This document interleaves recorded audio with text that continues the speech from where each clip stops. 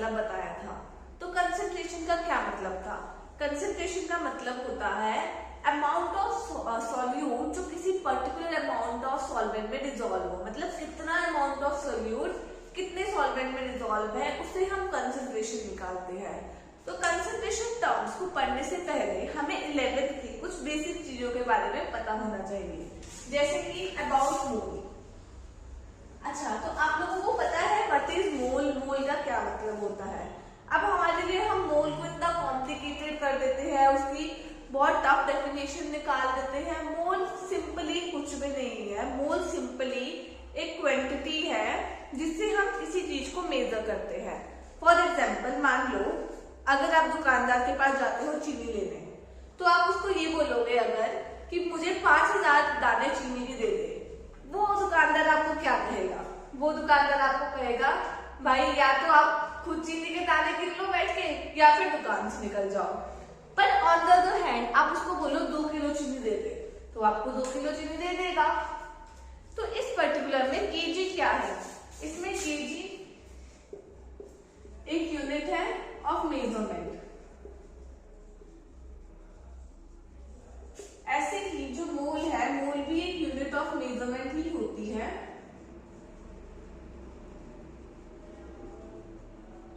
अच्छा, क्या आप लोगों ने कभी सोचा है कि ये जो केजी है ये कहाँ से आया है? ये केजी वर्ड क्या है? मतलब सोचो ना, किसी ने 1 केजी तो पर्टिकुलर बनाया होगा ना। ऐसा तो नहीं है कि 1 केजी अपने तरफ से एज्यूम कर लिया कि हाँ 1 केजी इतना होता है। 1 केजी किसी पर्टिकुलर चीज को स्टैंडर्ड करके दिया गया होगा।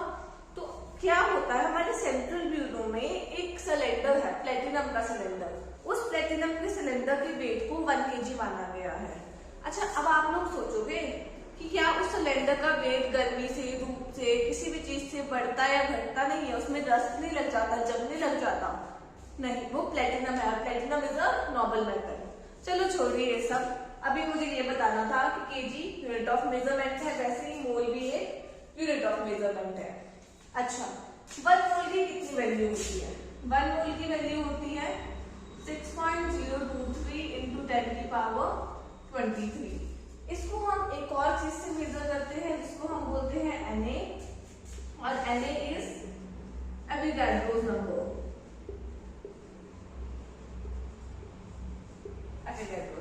अच्छा, अब फर्दर कुछ और चीजें जानते हैं। सपोज ऐसा है कि आपने बोला है दुकानदार को जाके कि मुझे 36 बनानास चाहिए। आपको दुकानदार ने कितने बनाना दिए?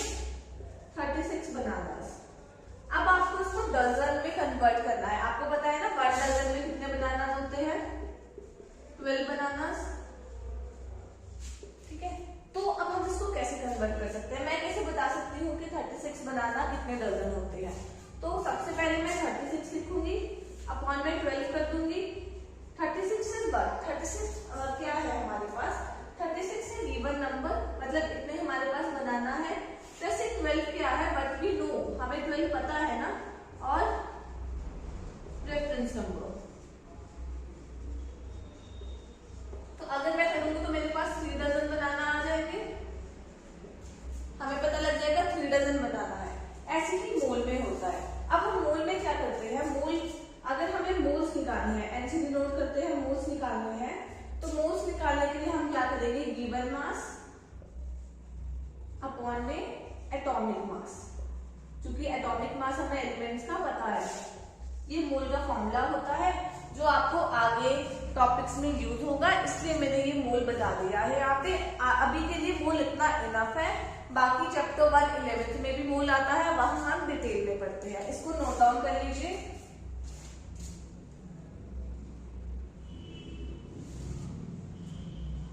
हो गया? चलिए अब हम आगे बढ़ते हैं अपने कंसंट्रेशन टर्म्स की तरफ।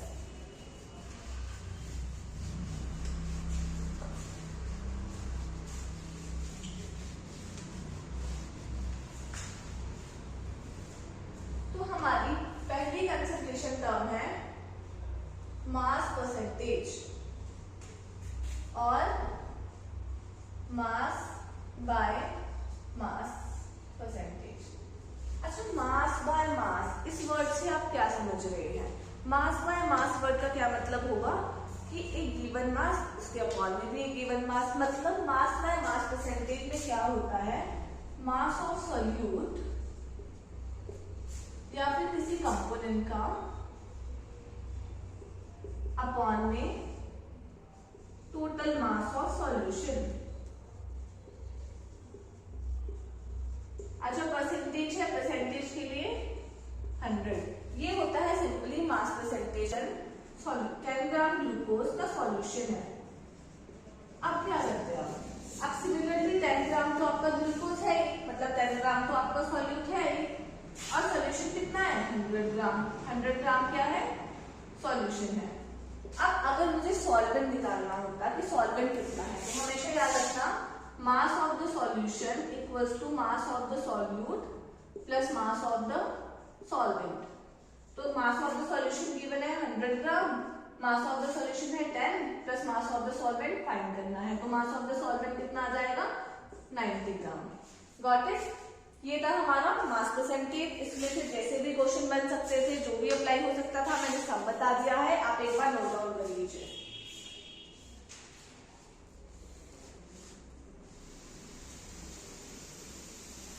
हो गया? सेकंड कंसंट्रेशन टर्म की तरफ चले।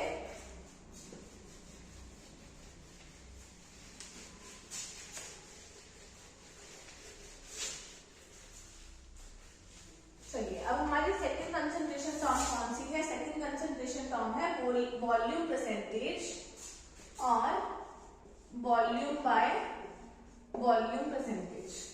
अच्छा इसका क्या मतलब है? इसका मतलब है volume of solute dissolved in 100 ml of solution। ये भी सेम वैसे ही है, अगर आपको मास बाय मास परसेंटेज आ गया तो इसमें कोई कॉम्प्लिकेशन नहीं। ये भी क्या हो जाएगा, वॉल्यूम ऑफ सॉल्यूट अपॉन में volume of solution into percentage के लिए 100। ठीक है, सेम एज इट इज इसमें भी अगर दे दिया कि 35% सॉल्यूशन है हमारे पास इथाइलिन ग्लाइकोल का, तो इसका क्या मतलब हो गया कि 35 वॉल्यूम है उसकी, 35 ml वॉल्यूम है सॉल्यूट की। अच्छा एक और इम्पोर्टेंट क्वेश्चन कई बार पूछ लेते हैं हमसे हमारे कॉम्पिटिटिव एग्जाम्स में, इथाइलिन ग्लाइकोल क्या होता है? तो याद रखना ethylene glycol is a anti freeze agent. Anti freeze agent ये क्या करता है, ये एजेंट हमारे इंजन्स में यूज होता है, कार के इंजन्स में। ये क्या करता है, कार के इंजन्स को ओवरहीट नहीं होने देता, उसको कूलिंग करके रखता है। तो ये हमें एमसीक्यू में पूछ लिया जाता है कि इथाइलिन ग्लाइकोल क्या होता है, एंटी फ्रीज एजेंट। देख लीजिए आप एक बार।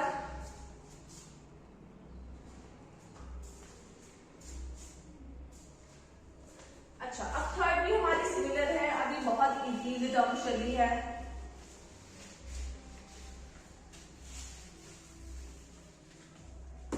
थर्ड हमारी है mass by volume percentage.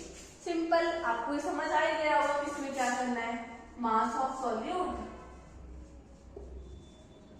Upon में वॉल्यूम ऑफ सॉल्यूशन इनटू 100।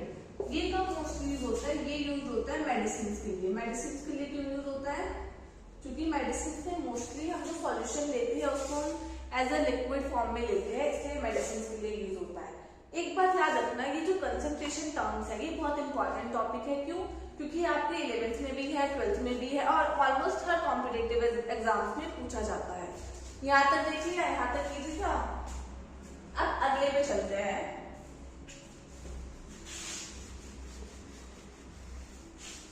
अगला है हमारा फोर्थ, पार्ट्स पर मिलियन। अच्छा पार्ट्स पर मिलियन बहुत सिंपल है, आपने अभी तक मास परसेंटेज पढ़ा था। मास परसेंटेज में आप क्या कर रहे थे, मास परसेंटेज में जो गिवन मास था अपॉन में मास of the solution, mass of solute, और मास ऑफ द सॉल्यूशन को 100 से इनटू कर रहे थे। क्यों? क्योंकि 100 क्या होती है, परसेंटेज होती है।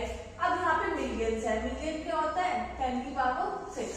सिंपली कुछ नहीं करेंगे, बस इसमें 10 की पावर 6 में से निकाल देंगे। इसका मतलब होता है mass of solute present in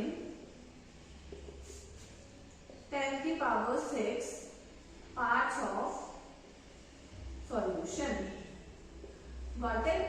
तो इसका फॉर्मूला क्या बन जाएगा? सिंपली हमारे पास पीपीएम का पार्ट्स ऑफ सॉल्यूट और कंपोनेंट अपॉन में पार्ट्स ऑफ सॉल्यूशन इनटू 10 की पावर 6. ठीक है. ऐसे ही सिमिलरली एक और वर्ड आता है पीपीबी. बी मतलब बिलियन, पार्ट पर बिलियन. बिलियन कितना होता है? 10 की पावर 9. तो सिंपली यही लिखेंगे पार्ट्स ऑफ कंपोनेंट जो ऊपर था अपॉन में पार्ट्स ऑफ सॉल्यूशन इनटू 10 की पावर 9. सिंपल है. एक क्वेश्चन भी ट्राई कर लेते हैं. कुछ कॉम्प्लिकेटेड नहीं है. हम कंसंट्रेशन टर्म से ऐसे ही डरते हैं. एक बार ये देख लीजिए.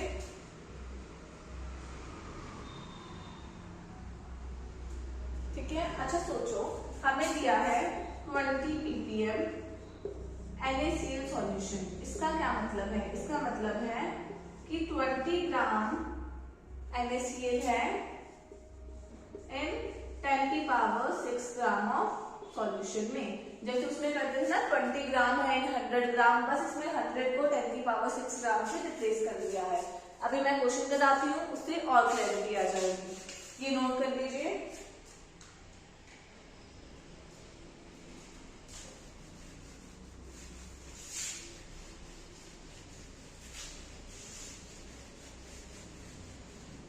अच्छा, तो हमारा क्वेश्चन है what is the concentration of solution? What is the concentration of solution in ppm when 5 into 10 की power -5 gram CO2 dissolved in 100 ml of solution. देखिए सिंपली इसको हम कैसे करेंगे. सिंपली बेसिक फॉर्मूला लगाना है. ऊपर पीपीएम निकालना है, ऊपर लिखना है पार्ट्स ऑफ सॉल्यूट या जिसका पूछा है नीचे लिखना है पार्ट्स ऑफ सॉल्यूशन इनटू 10 की पावर 6.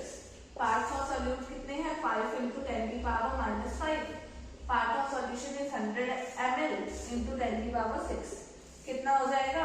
ये इससे कट हो जाएगा, 4 बचेगा, -1 तो आ गया 0.5 ppm. अच्छा, ये जो ppm वाली क्वांटिटी है ये हम कहाँ यूज करते हैं? ये ppm हम यूज करते हैं जब हमें स्मॉल क्वांटिटीज निकालनी होती है. जैसे कि मान लीजिए हमें निकालना है कि हवा में ऑक्सीजन कितनी है, वो बहुत स्मॉल क्वांटिटी में है. CO2 कितनी है हवा में, उन स्मॉल क्वांटिटीज के लिए हम ppm यूज करते हैं. ये क्वेश्चन देख लीजिए.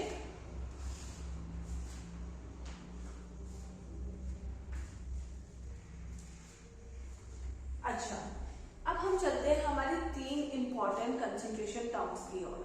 अभी तक तो यहाँ पे हमने 4 पढ़ी है. Mass percentage, mass by volume percentage, volume percentage और पार्ट्स पर मिलियन. अब हम पढ़ते हैं मोल फ्रैक्शन क्या होता है.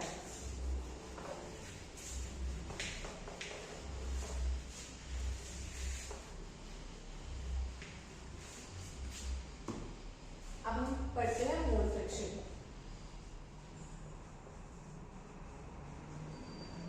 मोल फ्रैक्शन क्या होता है? Ratio of moles of one component to the. देखो डेफिनेशन सिंपली आप फॉर्मूला याद करके बना सकते हैं. टोटल मोल्स ऑफ, देखो मोल्स आ गया ना, solution. Total moles of solution मतलब ratio of moles of one component to the total moles of solution is mole fraction. अब सोचिए इसका मतलब क्या है. सपोज मेरे पास कोई जमीन है 10 एकड़ की, ठीक है, और मेरे 2 बच्चे हैं चिंकी और मिंकी. मान लीजिए एक चिंकी है और एक मिंकी है. अब मान लो चिंकी बड़ी वाली है तो मैं क्या करती हूँ, चिंकी को 6 एकड़ दे देती हूँ और मिंकी को 4 एकड़ दे देती हूँ. अब देखिए क्या बात है, इसको 6 दिया, इसको 4 दिया। अब मुझे निकालना है कि मैंने इसको कितना मोल फ्रैक्शन दिया। मोल फ्रैक्शन को हम डिनोट करते हैं काय से, इसको काय बोलते हैं, पर नॉर्मली हम एक्स डिनोट कर देते हैं। मोल फ्रैक्शन चिंकी का कितना हुआ, चिंकी के पास कितने मोल्स है 6, अपॉन में टोटल कितने मोल्स है 6 + 4, तो कितना दिया 6/10 0.6। और मिंकी को कितना दिया 4 अपॉन में 10 0.4। तो सिंपली मोल फ्रैक्शन का फॉर्मूला क्या हो गया, मोल फ्रैक्शन का फॉर्मूला होता है हमारा मोल्स ऑफ सॉल्यूट या फिर कंपोनेंट जिसका हमने निकालना है अपॉन में टोटल मोल्स। ठीक है, जैसे मान लीजिए हमने XA का निकालना है, कोई एक चीज है, बाइनरी सॉल्यूशन है, हमें A और B दो चीजें दी है, तो XA का क्या निकल जाएगा Na प्लस NB। अच्छा बचे देन N मीन्स मोल्स, और मोल्स का कौन सा फॉर्मूला लगेगा, गिवन मास अपॉन में एटॉमिक मास। अभी मैं क्वेश्चन के थ्रू बताऊंगी भी एटॉमिक मास। ऐसे ही सपोज XB का निकालना है तो NB अपॉन में Na प्लस NB। इतना नोट डाउन कर लीजिए।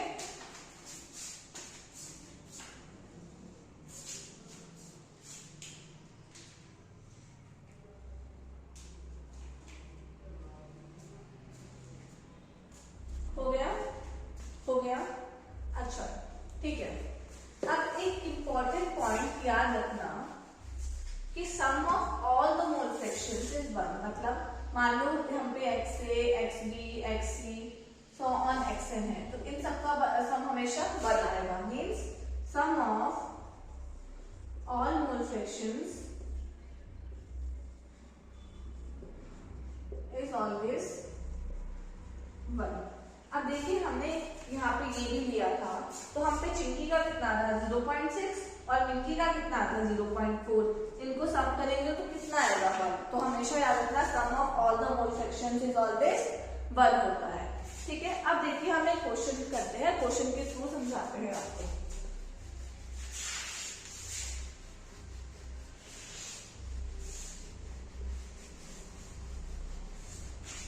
अच्छा देखिए, अब हमारा क्वेश्चन है, मान लो हमें क्वेश्चन में दिया है कि हमें मोल फ्रैक्शन निकालना है NaOH का।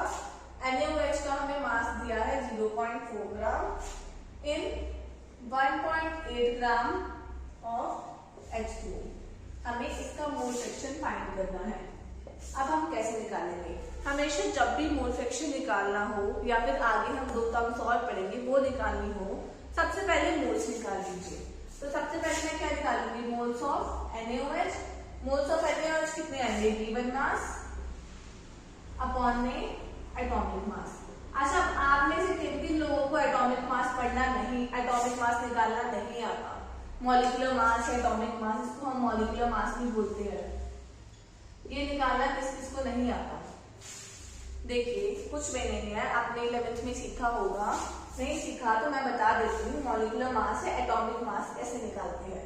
सपोज हमारे पास NaOH है, ठीक है, NaOH में सबसे पहले हमें एटम्स का मास पता होना चाहिए अकॉर्डिंग टू पीरियोडिक टेबल। तो Na का मास कितना होता है 23, ऑक्सीजन का 16, हाइड्रोजन का 1।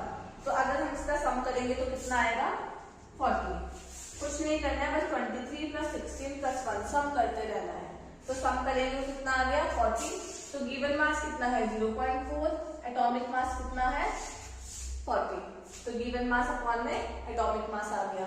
अब कितने मोल्स निकल गए इसके 1/100। ठीक है, 1/100 मतलब 0.01 मोल्स ऑफ NaOH निकल गए। अच्छा हमें निकालना क्या है, मोल फ्रैक्शन। मोल फ्रैक्शन के फॉर्मूला में तो मोल्स ऑफ H2 भी रिक्वायर्ड है, तो मोल्स ऑफ H2 भी निकाल लेते हैं।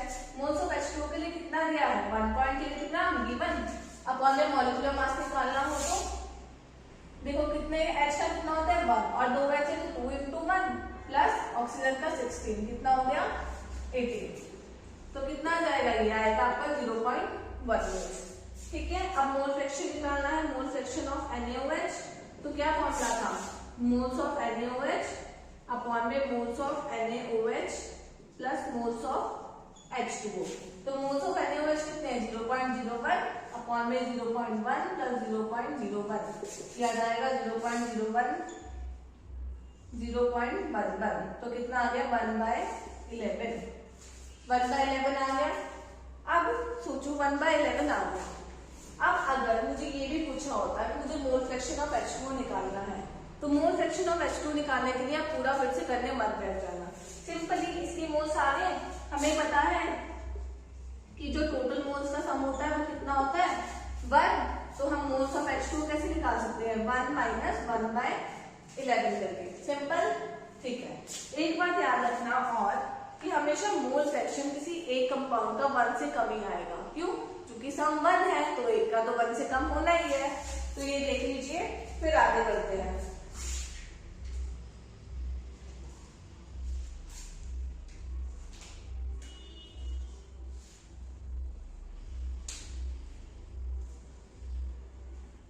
हो गया।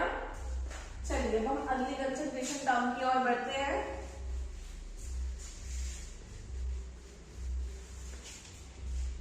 अगली कंसंट्रेशन टर्म क्या है हमारे पास? अगली कंसंट्रेशन टर्म है मोलैरिटी। मोलैरिटी और मोलैरिटी ये आपने बहुत सुना होगा, बहुत फ्रीक्वेंटली यूज होने वाले टर्म्स है। तो मोलैरिटी होता क्या है? मोलैरिटी का मतलब होता है moles of solute present in 1 liter of solution। कितने moles of solute 1 litre of solution में प्रेजेंट है। अब सपोज आपको दिया है कि मेरे पास, इसको हम डिनोट करते हैं कैपिटल M से, मुझे दिया है 4 मोलर एक्वस NaOH है। अच्छा, एक्वस मतलब मैंने आप सबको बताया था, एक्वस मतलब क्या होता है? एक्वस मतलब ये है कि ये वाटर है, वाटर क्या होता है सॉल्वेंट और NaOH क्या है हमारा सॉल्यूट। तो 4 मोलर, हमने क्या बोला कितना मास ऑफ सॉल्यूट है 1 लीटर ऑफ सॉल्यूशन में, तो मोलैरिटी इतनी होती है। तो मोलैरिटी का फॉर्मूला क्या होगा? Molarity equals to moles of solute upon में volume of solution in litres. अब सपोज 4 मोलर दिया है तो मोल्स का क्या फॉर्मूला बन जाएगा 4 into molarity into volume, moles के इक्वल हो सकता है। तो यहाँ पे 4 को हम लिख सकते हैं कि ये 4 ग्राम ऑफ सॉल्यूट है। कभी भी आपको ऐसा दिया हो तो सपोज कर लेना कि वॉल्यूम तो 1 लीटर है ही, हमें सपोज नहीं करता है तो हम इसको मान सकते हैं कि इसके ग्राम नहीं कि इसके 4 मोल्स है, कि 4 मोल्स दिए हैं अगर 4 मोलैरिटी ली है। ठीक है, अभी हम आगे क्वेश्चन करेंगे तो आप फर्दर समझोगे, रुक जाओ। अच्छा, सपोज ये तो आ गया, पर अगर मान लो मुझे मोलैरिटी वॉल्यूम दी होती मिलीलीटर में तो मैं क्या करती मोल्स ऑफ सॉल्यूट अपॉन में वॉल्यूम ऑफ सॉल्यूशन। सपोज ये हमें दी है मिलीलीटर में तो हम 1000 से इंटू कर देंगे क्योंकि 1 लीटर इक्वल्स टू 1000 मिलीलीटर। तो 1 मिलीलीटर कितना हो जाएगा 1 अपॉन में 1000 लीटर्स। आपने ये याद रखना है। मोल्स का फॉर्मूला आपको पता है, गिवन मास अपॉन में एटॉमिक मास, ये लिख लीजिए।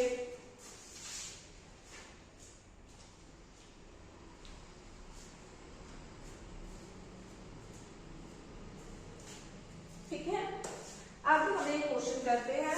क्वेश्चन से हम ज्यादा सीखते हैं इसलिए हम बहुत सारे क्वेश्चन भी कर रहे हैं साथ में, प्लस आपको और प्रैक्टिस क्वेश्चन भी करने हैं। अच्छा ठीक है, अब मान लो हमें निकालना है, मोलैरिटी निकालनी है 5 ग्राम NaOH की एंड 500 मिलीलीटर सॉल्यूशन में। तो हम कैसे निकालेंगे? सिंपली मोलैरिटी का फॉर्मूला होता है मोल्स अपॉन में वॉल्यूम इनटू 1000। मोल्स क्या होगा, गिवन मास कितना है 5 ग्राम, मोल्स क्या होगा मैं लिख देती हूँ, गिवन मास अपॉन में मॉलिक्यूलर मास या atomic mass into volume into 1000। तो क्या आ जाएगा 5 ग्राम NaOH का हमने अभी निकाला था 40 होता है मॉलिक्यूलर मास, वॉल्यूम भी है 500 इनटू 1000। तो कितनी आ जाएगी हमारी मोलैरिटी 1/4 मीन्स 0.25 मोलैरिटी। ठीक है, समझ आया, सिंपल था। अब इसकी फर्दर दो और एप्लीकेशन आती है जो आपसे बहुत बार पूछ भी ली जाती है, प्लस थोड़ा सा हमें एडवांस लेवल पे पढ़ लेना चाहिए। पहले ये लिख लीजिए,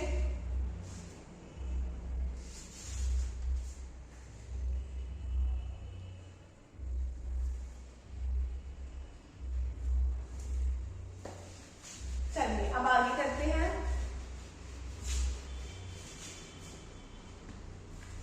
अच्छा ठीक है, इसकी एक एप्लीकेशन आती है mixing of solutions. Mixing of solution. अच्छा, मिक्सिंग ऑफ सॉल्यूशन मतलब क्या है? अगर सपोज मुझे दो सॉल्यूशन दिए हैं, दो बीकर्स दिए हैं, ठीक है, मुझे बोला है कि इसकी मोलैरिटी है 0.2 मोलर, इसकी मोलैरिटी है 0.4 मोलर। इसका वॉल्यूम दे दिया हमें सपोज 250 ml और इसका वॉल्यूम हमें दे दिया 400 ml। अब हमसे पूछा है, हमने इन दोनों को मिला दिया और एक रिजल्टिंग सॉल्यूशन बनाया। इस रिजल्टिंग सॉल्यूशन की मुझे मोलैरिटी निकालनी है। मतलब कि सिंपली मुझे एक सॉल्यूशन मैंने मान लो ये लिया है कंटेनर में, एक सॉल्यूशन ये लिया है, इन दोनों सॉल्यूशन को मैंने मिक्स कर दिया एक अलग से कंटेनर में। मुझे बताना है उस कंटेनर की मोलैरिटी कितनी है। अब एक बात याद रखना, कभी भी हम ऐसा नहीं कर सकते कि हम मोलैरिटी को डायरेक्टली प्लस कर दे। मतलब आप लोग सोच रहे होंगे कितना सिंपल है, 0.2 प्लस 0.4 कर दो और मोलैरिटी निकल जाएगी, पर ऐसा नहीं है। अब आप पूछोगे मैम ऐसा क्यों नहीं होता? क्योंकि आपने क्लास 11th में थर्मोडायनेमिक्स में तो टर्म्स पढ़ी थी, एक्सटेंसिव प्रॉपर्टीज और इंटेंसिव प्रॉपर्टीज। अरे याद आया, एक्सटेंसिव और इंटेंसिव? चलो नहीं भी आता तो मैं बता देती हूँ। एक्सटेंसिव प्रॉपर्टी वो होती है, ऐसी प्रॉपर्टीज होती है जिनको हम ऐड कर सकते हैं, सब्ट्रैक्ट कर सकते हैं, पर इंटेंसिव प्रॉपर्टीज को हम कभी भी एडिशन और सब्ट्रैक्शन नहीं कर सकते। तो मोलैरिटी कैसी प्रॉपर्टी होती है? Molarity is a intensive property. आप अभी के लिए इतना याद रख लीजिए कि हम नोट पॉइंट लिख लीजिए कि मोलैरिटी को हम कभी भी प्लस माइनस मल्टीप्लाई या डिवाइड नहीं कर सकते, जबकि वॉल्यूम और मोल्स को कर सकते हैं। तो ठीक है, मोलैरिटी को तो नहीं कर सकते, पर क्या मैं मोल्स को कर सकती हूँ? तो अच्छा सोचो, ये मैं बता रही हूँ कि मोल्स का क्या फॉर्मूला बनेगा मोलैरिटी से। मोलैरिटी का क्या फॉर्मूला था? मोल्स अपॉन में वॉल्यूम। तो मोल्स क्या हो जाएंगे? Molarity into volume. तो अगर मुझे इसकी मोल्स निकालनी है तो मैं क्या करूंगी?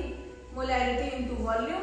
इसके मोल्स m1 v1 मान लेती हूँ, इसके मोल्स निकालने हैं तो m2 v2 और इसके मोल्स क्या हो जाएंगे? mt टोटल मतलब vt। ठीक है, अब मैं मोल्स को तो प्लस कर ही सकती हूँ, तो अगर मैं n1 plus n2 n is moles equals to n total लिखूं, ठीक है, मैं ऊपर मिटा रही हूँ, ऊपर कर रही हूँ।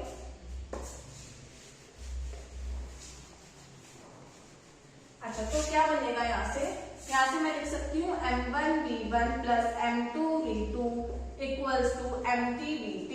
अब मुझे निकालनी क्या है? Total mt। तो क्या हो जाएगा? m1 v1 m2 v2 और v2 को भी मैं प्लस कर सकती, vt को भी कर सकती थी, तो v1 प्लस v2। ये फॉर्मूला मैम हमने देखा तो बहुत बार है, पर समझ नहीं आया कि ये कहाँ से आता है।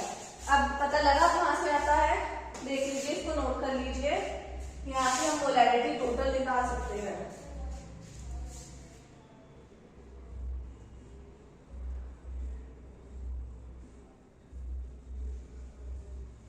एक और बात याद रखना, अगर कभी मिली मोल्स दिए है ना, मिली मोल्स का मतलब होता है कि जो हमारी वॉल्यूम है वो मिलीलीटर में है, क्योंकि मोलैरिटी का जो हमारा फॉर्मूला बनेगा वो क्या बनेगा? Molarity equals to moles upon में लीटर। तो मिली मोल्स दिए है तो मिलीलीटर।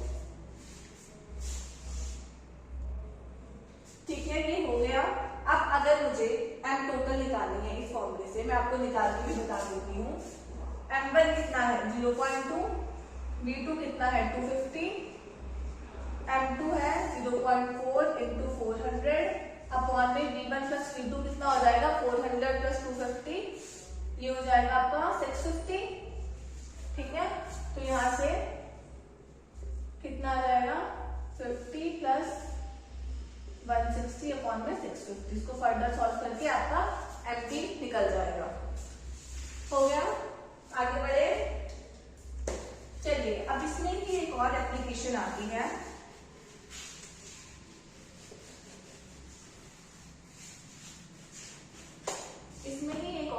कंसंट्रेशन आती है वो होती है dilution of a solution, dilution of solution. अच्छा, डाइल्यूशन का क्या मतलब होता है? डाइल्यूशन मतलब होता है, डाइल्यूट हम बोलते हैं ना या इसको डाइल्यूट कर देते हैं। डाइल्यूट मतलब हम नॉर्मल यूज करते हैं पानी मिलाना, और यहाँ पे हम क्या यूज करेंगे? सॉल्वेंट मिलाना। तो process of addition of solvent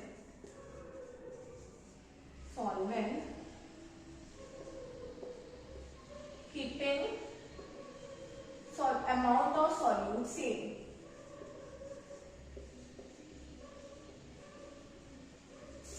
मतलब सोचो अगर ऐसा है, अच्छा कभी कभी ऐसा होता है ना, हमें कुछ चीजें होती है डाइल्यूट करनी पड़ती है, आप लोग समझ रहे होंगे। तो सोचो हम ऐसा तो नहीं करते, हम सॉल्यूट तो सेम रखते हैं। अच्छा सोचो, चलो छोड़ो, हमें नींबू पानी को डाइल्यूट करना है, मतलब हमने ऐसा हुआ है नींबू एक्स्ट्रा डाल दिया, अब वो नींबू पानी खट्टा हो चुका है। अब क्या करेंगे? उसमें और पानी डालोगे? ऐसा तो नहीं है आप नींबू की कंसंट्रेशन को छेड़ोगे, नहीं, नींबू को तो सेम रखोगे उतना जितना पहले था, आपको और पानी डालना पड़ेगा। अगर आपने और नींबू भी डाल दिया तो कुछ फर्क पड़ेगा ही नहीं। तो डाइल्यूशन मतलब होता है addition of solvent without disturbing the amount of solute. अच्छा, तो उसमें हमने क्या किया? सिंपली एक कंटेनर लिया, उसमें बाहर से क्या ऐड कर दिया? सॉल्वेंट ऐड कर दिया। ठीक है, अब सपोज हमें इस कंटेनर की मोलैरिटी वॉल्यूम दी होती तो हम सिमिलरली मोल्स को इक्वल कर सकते थे। तो इसकी मोलैरिटी मान लो M1 थी और V1 थी। ठीक है, और सॉल्वेंट की क्या थी? सॉल्वेंट की मोलैरिटी M2 और V2 जो हमने ऐड किया फर्दर। तो क्या हो जाएगा? सॉरी, सॉल्वेंट हमने फर्दर ऐड किया और उसके बाद हमारे पास रिजल्टिंग सॉल्यूशन बना, इसकी मोलैरिटी थी M2 V2। ठीक है, क्योंकि वॉल्यूम चेंज होगी तो मोलैरिटी भी चेंज होगी। कैसे?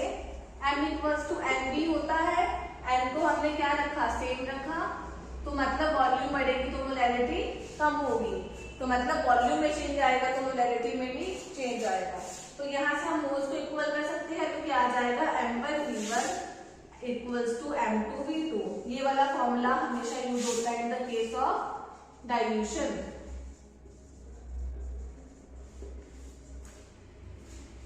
नोट डाउन कर लीजिए। हो गया? चलिए ठीक है, अब हम अपने लास्ट टर्म पढ़ेंगे मोलैरिटी। कितनी सारी टर्म्स है ना, बट कोई बात नहीं, इंपॉर्टेंट। लास्ट टर्म है मोलैरिटी। देखो ये दोनों नाम सेम लगते हैं, पर इनमें फर्क होता है सिर्फ R और L में। तो आपने याद रखना है, जब R आता है तो वॉल्यूम यूज होती है, जब L आता है तो मास यूज होता है। मतलब मोलैरिटी मतलब क्या होता है? Mass of solute dissolved in 1 kg of solvent। मतलब कितना सॉल्यूट 1 किलोग्राम सॉल्वेंट में डिसॉल्व होता है। इसको डिनोट करते हैं स्मॉल एन से।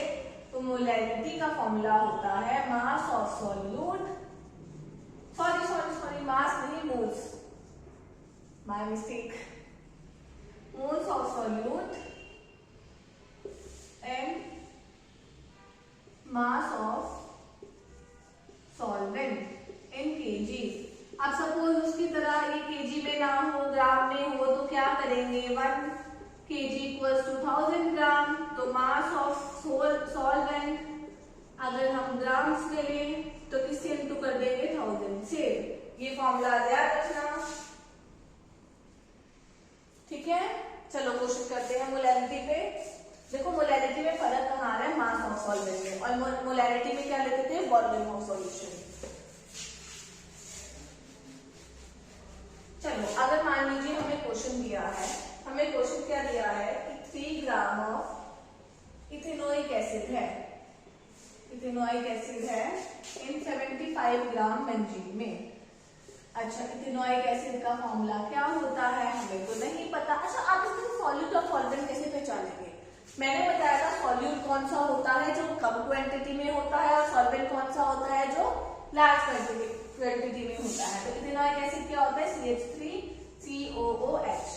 अच्छा, मोलैरिटी निकालने के लिए सबसे पहले क्या चाहिए? मोल्स चाहिए। मोल्स निकालने का क्या फॉर्मूला होता है? गिवन मास मींस 3 ग्राम अपॉन में मॉलिक्यूलर मास। इसका मॉलिक्यूलर मास कैसे निकलेगा, कार्बन का 12 प्लस 1 का 3, तो 3 into 1, सॉरी एक हाइड्रोजन का 1 तो 3 हाइड्रोजन का 3 plus 12 plus 16 plus 16 plus 1, total कितना हुआ जल्दी करिए, टोटल हमारा हो गया 16। अच्छा तो 3 अपॉन में 60, 1 अपॉन में 20, 1 अपॉन में 20 मतलब जब डिवाइड करेंगे तो आएगा 0.05, तो हम पे मोल्स निकल गए। अब मोलैरिटी निकालनी है तो मोल्स अपॉन में मास ऑफ सॉल्वेंट, 75 ग्राम में है तो इंटू 1000 कर देंगे, इससे नीचे आ गई 2 जीरो, तो 2 जीरो से 2 जीरो कैंसिल। अच्छा 5 1 जा 5, 75 कितना जाता है 1 और 2 and 5 15 का, तो 2 और 3 कितना गया 2/3 इज मोलैरिटी। अच्छा मोलैरिटी की यूनिट कोई मुझे बता सकता है, मोलैरिटी की यूनिट क्या होगी? देखो ऊपर क्या आता है मोल्स, तो मोल्स, और नीचे क्या आता है ग्राम में मास, तो मोल पर किलोग्राम, मोल पर किलोग्राम। और मोलैरिटी की, मोलैरिटी में क्या आता है ऊपर मोल्स, नीचे क्या आता है वॉल्यूम, वॉल्यूम किसमें लेते हैं लीटर में, तो मोल पर लीटर।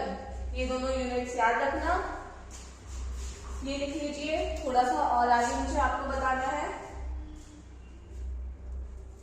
हो गया। चलिए अब हम बात करते हैं टेम्परेचर डिपेंडेंस की। आज अपने लिए अगर एक क्वेश्चन बहुत आता है एग्जाम्स में कि why molarity is prefer over molarity, और टेम्परेचर डिपेंडेंस क्या होता है। तो टेम्परेचर डिपेंडेंस देखिए है, टेम्परेचर डिपेंडेंस। अच्छा किस किस के बीच देख रहे हैं, मोलैरिटी के बीच और मोलैरिटी के बीच। हमने देखा मोलैरिटी का क्या फॉर्मूला होता है, मोलैरिटी का फॉर्मूला होता है मोल्स अपॉन में वॉल्यूम, और मोलैरिटी का फॉर्मूला होता है मोल्स अपॉन में मास। अच्छा अब एक बात बताइए, क्या वॉल्यूम टेम्परेचर के साथ चेंज, मास तो टेम्परेचर के साथ चेंज नहीं होगा, क्यों? सपोज मैं हूं, मेरा कुछ मास है, अब मैं गर्म इलाके में चली जाऊं या ठंड इलाके में चली जाऊं, या मैं अपने रूम का टेम्परेचर बढ़ा लूं कम कर लूं, मेरा मास उतना ही रहेगा। तो mass is a constant quantity, mass क्या है कांस्टेंट है। मोल्स में भी मास आता है तो मोल्स भी कांस्टेंट है। बची वॉल्यूम, वॉल्यूम में देखिए क्या होता है, अब वाटर है, वाटर का आपने टेम्परेचर हाई करके वाटर को बॉईल करना शुरू कर दिया, क्या वाटर की वॉल्यूम नीचे वाले की कम हो जाएगी? ऑब्वियसली। तो मास टेम्परेचर बढ़ने के साथ साथ वॉल्यूम में चेंज आएगा। अच्छा सोचो ऐसा क्यों होता है, आपको पता है? अगर आपने पढ़ा हो 11th में states of matter, states of matter में आपने देखा होगा इंटरमॉलिक्यूलर फोर्सेस होती है, हर एटम के बीच कुछ फोर्सेस होती है। अब सोचो फोर्सेस है, मतलब मान लो ये फोर्स है, एक एटम ये है एक एटम ये है, इसने इसको जोड़ के रखा है। अब मैं टेम्परेचर बढ़ा दूंगी तो ये फोर्स वीक होगी, ये बॉन्ड टूटने लगेगा तो दूर दूर जाएंगे, तभी तो वॉल्यूम बढ़ेगी। ऐसे ही मैं टेम्परेचर में और चेंज लाऊंगी, एक होता है थर्मल एनर्जी, थर्मल एनर्जी मतलब टेम्परेचर में चेंज लाने से दूर दूर दूर दूर भागेंगे, तो टेम्परेचर में चेंज लाने से ऑब्वियस सी बात है वॉल्यूम में चेंज आएगा, क्योंकि आपने वाटर में देखा है वाटर का वाटर वेपर्स बन जाता है तो वाटर कम हो जाते हैं, तो वॉल्यूम क्या हो जाएगी चेंज हो जाएगी। अब देखो अगर वॉल्यूम चेंज हो गई तो मोलैरिटी भी चेंज हो जाएगी, तो टेम्परेचर के साथ मोलैरिटी क्या हो जाएगी चेंज हो जाएगी। ऐसे ही बाकी भी जितने टर्म जिसमें वॉल्यूम आती है, जैसे volume percentage, mass by volume percentage, वो भी चेंज हो जाती है। तो molarity is dependent on temperature, मतलब उसके साथ चेंज होगी, और molarity is independent of temperature,